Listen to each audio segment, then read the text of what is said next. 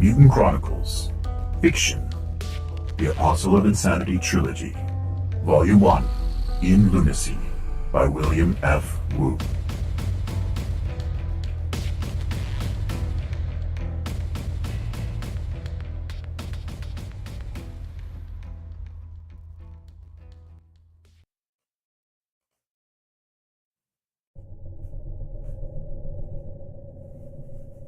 Chapter 10. Within a few minutes, no one remained on the street ahead of Fay and Klaus. She advanced slowly, looking from side to side. When she looked back, she saw that the fleeing crowd had left them far behind as they neared the Tube Link station. Then she glanced forward again. A faint, quick flash of light between a couple of buildings reached her infrared sensors. She halted, but it did not reappear.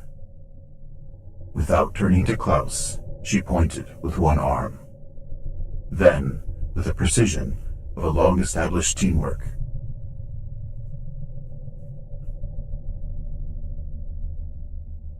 she angled to the left of the alley, and Klaus wordlessly angled to its right, their weapons ready.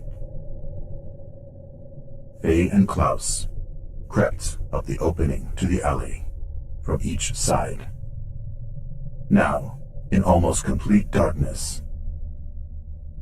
That meant Klaus could hardly see. Fay's infrared sight and her movements would have to lead him. Fay hesitated, listening. She heard nothing in the alley. Moving quickly, she went to a crouch as she swung around the corner, her weapon forward, looking down into the darkness. Following her lead, Klaus swung around his corner in a standing position over her. All she saw were a couple of fading heat spots on the broken pavement.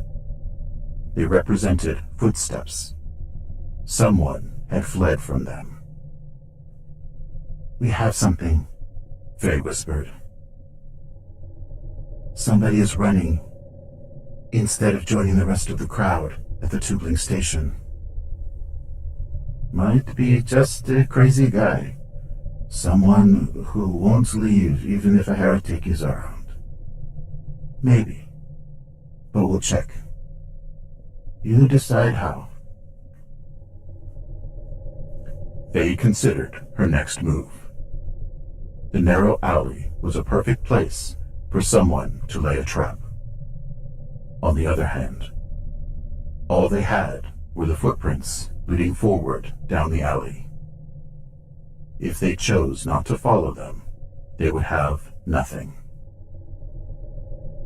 By the time she hurried around one of the buildings to cut off their quarry, the heat from his footsteps would have been dissipated and no track would be left. She knew she would have to go first. Even worse, Klaus would not be able to see her in the shadows, so he could not give covering fire without the risk of hitting her. Still, she could see their prey better than a heretic could see her. That made the risk worth taking. "Wait here. I'll wave if I can. I may have to tap the butt of my AR-3000 on the pavement for you to come up." They had used this technique before in similar situations. "Right." Fay crept forward slowly, putting more effort into silence than speed. She heard and saw no sign of anyone up ahead. Toward the end of the alley, where it faced the wall of another building and ended in a T intersection with another alley, the tiny remaining heat spots turned right. When she had been a Cybertronic trooper, Fay had chosen to enhance her eyesight, reflexes, and her strength to some degree. Because of her petite build, she had decided to avoid having oversized weapons and armor implanted. They were too heavy and awkward for her body. Even her strength had been increased only to a moderate degree, since she had not wanted to look strange. In many cases, such as carrying a very large weapon, her small size and weight still limited what she could do. However, in this case, she was now able to draw on her unnaturally quick reflexes, as well as her infrared vision. She hesitated at the corner, where she still heard nothing. Then she swung it around, crouching, her AR-3000 up and ready. Nothing happened. Up ahead, fading heat spots showed the track of her quarry, behind columns of heat representing leaking steam vents. Whoever he was, he had moved up the next alley and turned a corner to the left. Here, faint light leaked around another corner on the right. Fay looked back at Klaus and tried waving silently for him to follow. As she feared, he could not see her in the shadows. She tapped the AR-3000 twice on the hard pavement, and he jogged forward. When he reached her, Fay pointed up the next alley and spoke in a whisper. "He went up, turned left. I haven't heard anything." "You want to keep following him?" "We're just asking to walk into a trap." "I think he's more interested in running than fighting. I'll move up to the next turn." Klaus nodded. As before, Fay advanced quietly, watching the heat spots as they slowly faded to nothing. She knew which corner her quarry had taken, so stealth was all that mattered now. At the next corner, she paused, as she had done earlier, then again swung around in a crouch.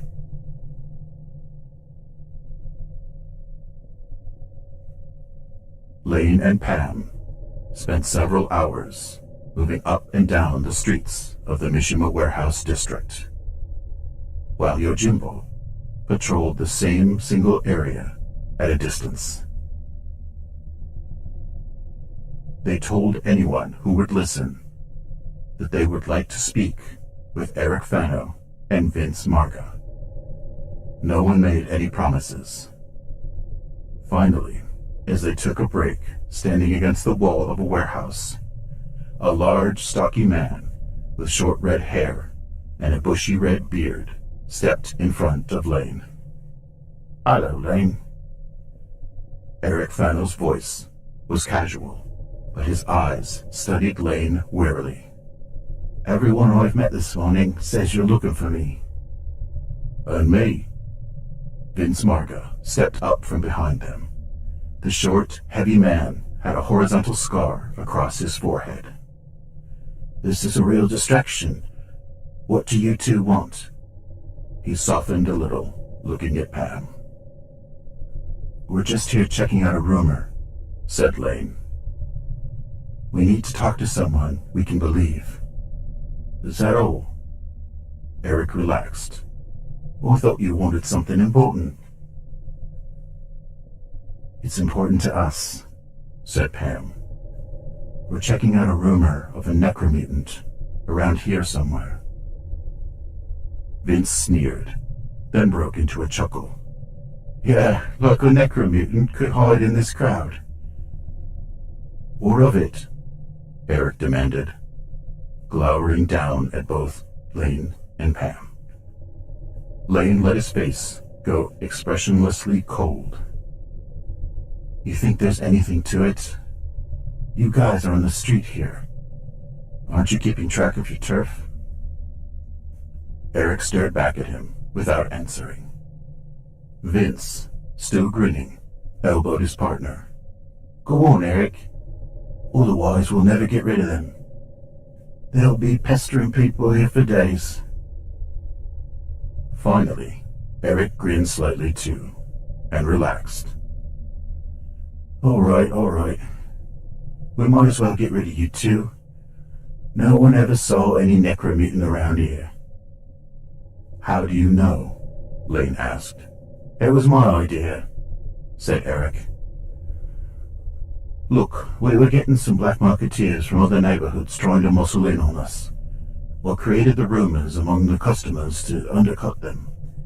It hasn't cut down on the day traffic, but it's kept out some of the trouble at night.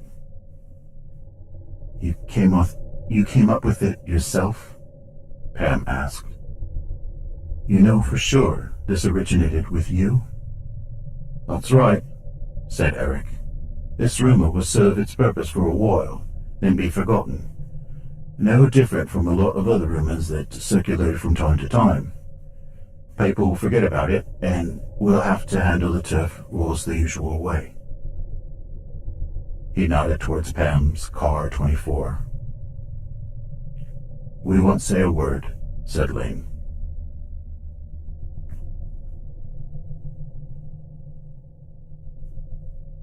Fay saw a wider alley this time, backlit from the street at the far end. Next to a small, roiling cloud of steam from a crack in the alley, a human figure was silhouetted halfway down the alley, also glowing with the same heat signature of its form. Then suddenly the stranger turned toward her, and all her sight went black. She threw herself on the ground, to her left, firing blindly forward. Her AR-3000 chattered and vibrated in her hand. Then she hit the hard pavement with her left shoulder. She rolled once and came up, firing again. Klaus, I'm blinded. She had to warn him. Invoking blindness in others was one of the dark gifts that all heretics supposedly possessed. A wave of sheer terror swept over her, disorienting her. She fumbled desperately for her AR-3000, trying to scramble to her right in order to become a moving target.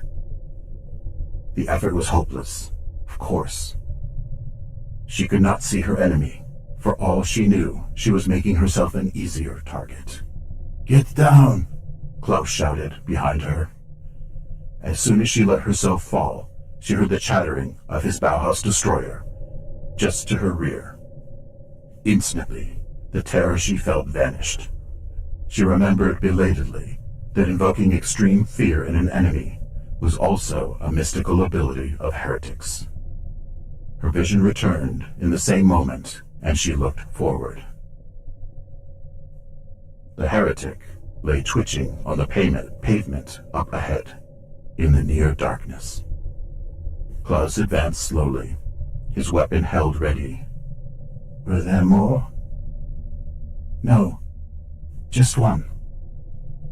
Fay got to her feet, angry now that her fear had subsided.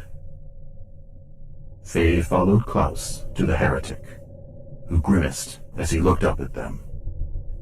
Now, for the first time, she could see that he was wearing a hooded cloak. The hood still framed his face, his torso splattered with his own blood. Steam drifted over her.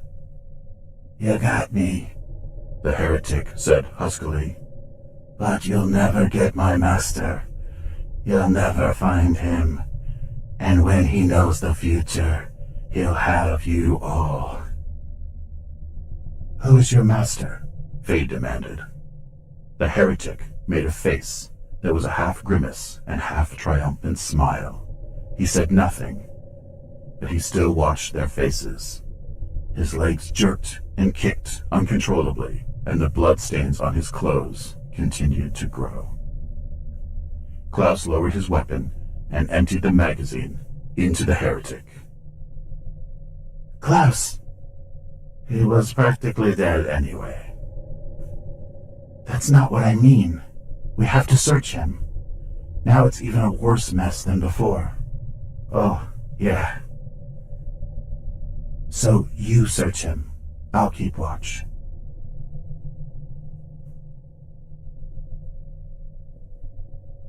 That evening, Lane sat impatiently on a couch between Pam and Yojimbo in the command center as the two squads exchanged their information. In a chair across from them, Klaus finished the reports by explaining that the heretic had carried no evidence of any sort about his identity or any other Dark Legion individuals. The whiz kid at his computer station, as usual, had not learned anything new either. We have to sort out exactly what the heretic revealed, said Yojimbo. What do you mean? Fay asked. She sat perched on the arm of Klaus's chair. For instance, he did not actually say what his master is, did he? Not precisely. You mean what or who? Lane asked, frowning. I mean what, said Yojimbo. Human or other? I see.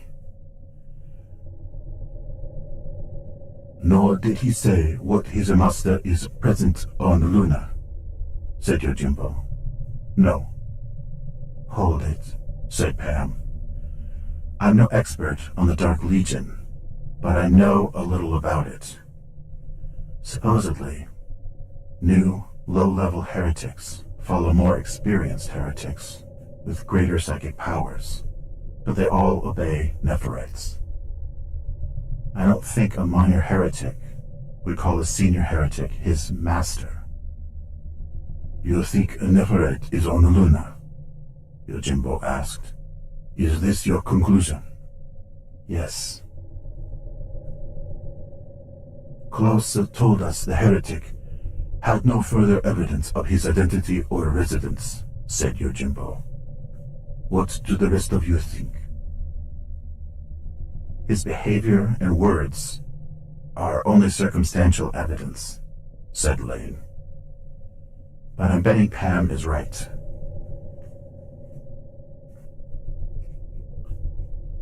That part about the heretic's master learning the future might mean the mystic, said Fay.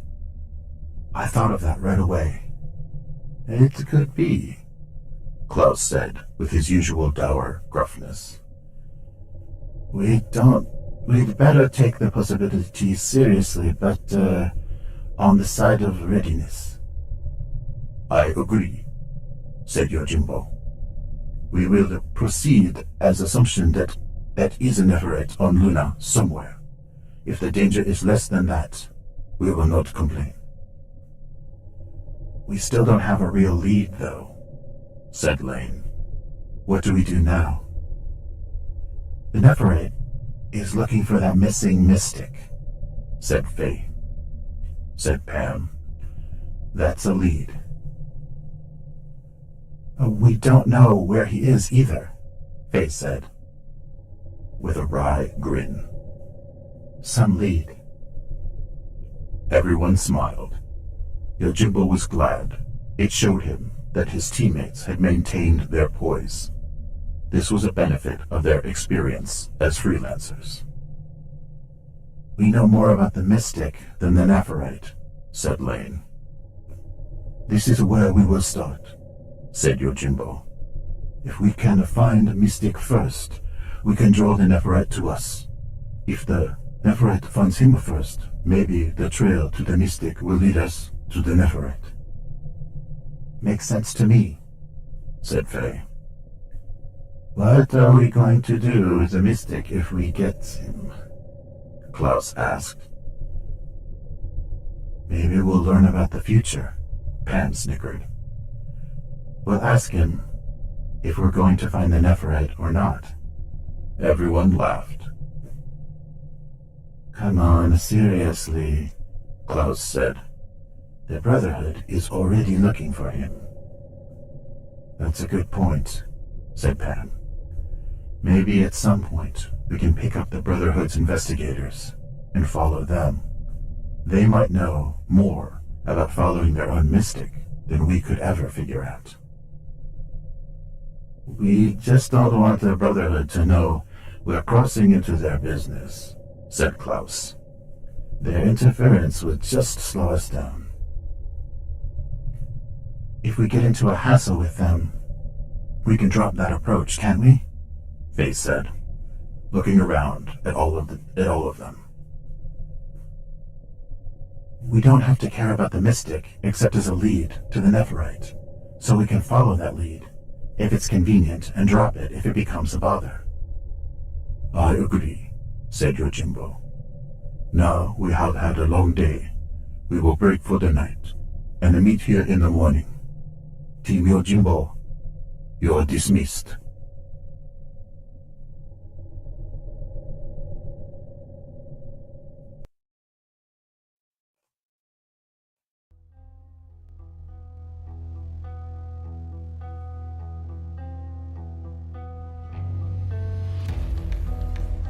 Mutant Chronicles, Fiction, The Apostle of Insanity Trilogy, Volume 1, In Lunacy, by William F. Wu.